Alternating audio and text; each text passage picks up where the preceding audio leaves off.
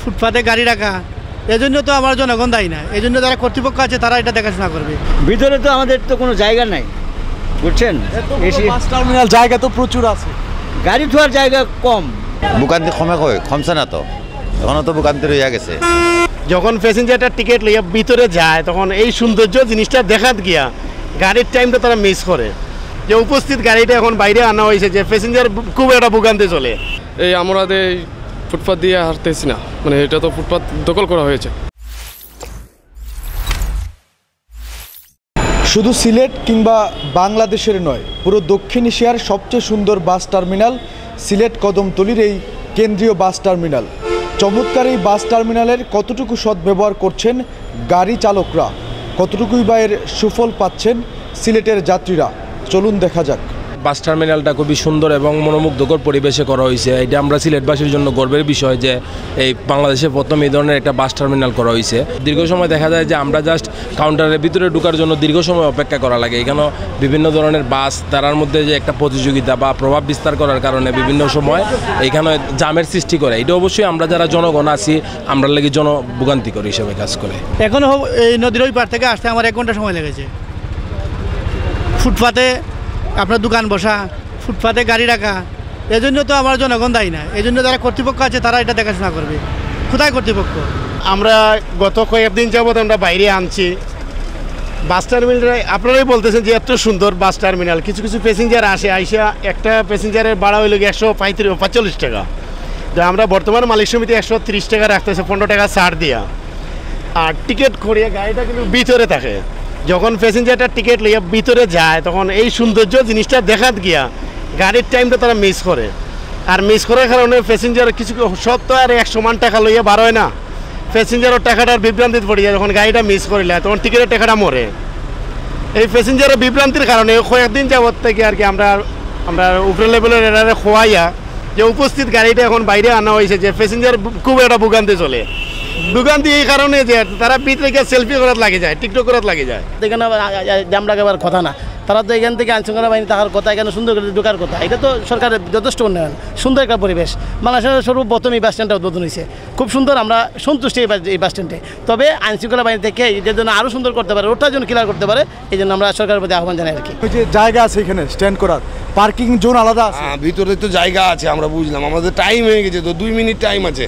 এখন কাউন্টার চালান দিবে, এই কারণে দাঁড়িয়ে আছে। চালান দিবে এই জন্য তো আপনি ওইখানে দাঁড়াইতে পারতেন, পার্কিং আছে ওইখানে দাঁড়ানো। ঠিক আছে, পার্কিং আছে বুঝলাম, যাত্রীগুলো লেগে লাওয়ার লেগে না।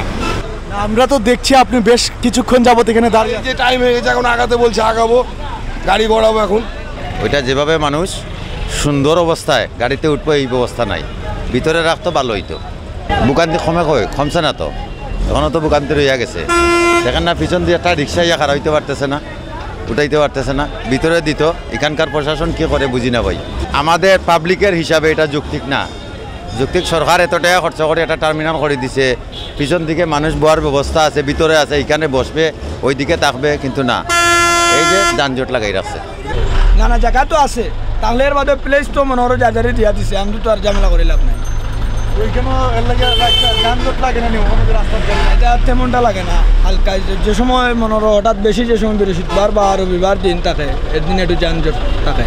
মনে করেন রাস্তাঘাটে এই যে পার্কিং করে আছে, জায়গা দখল করে আছে, এই আমরা ফুটপাথ দিয়ে হাঁটতেছি না, মানে এটা তো ফুটপাথ দখল করা হয়েছে। এটা তো আমাদের জন্য ক্লান্তিকর, তাই না? তো এই বিষয়ে মনে করেন কথা বলা উচিত যে বাসগুলোদের আলাদা একটা জায়গা করা উচিত, তাই না? যেহেতু টার্মিনাল আছে, এত সুন্দর বাস টার্মিনাল আছে, তারপরে রাস্তায় দাঁড়িয়ে কেন প্যাসেঞ্জার নিচ্ছে?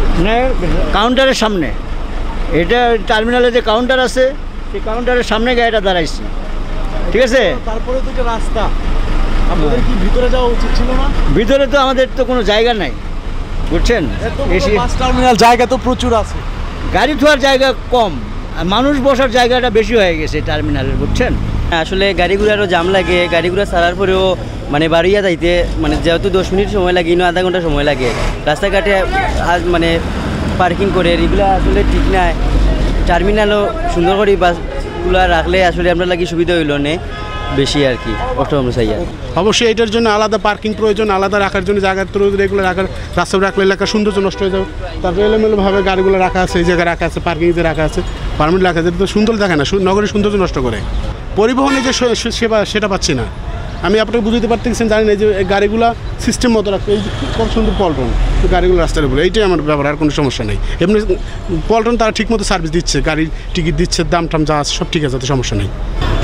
সিলেটে এত সুন্দর বাস টার্মিনাল থাকতেও বাস চালকরা করছেন না এর যথাযথ ব্যবহার, করছেন যত্রতত্র পার্কিং। ফলে চমৎকার এই বাস টার্মিনালের অধিকাংশই পড়ে আছে ফাঁকা, যাত্রীরাও পাচ্ছেন না এর সুফল। সিলেটের কেন্দ্রীয় বাস টার্মিনাল থেকে নিবেন্দু তালুকদার, সিলেট ভিউ।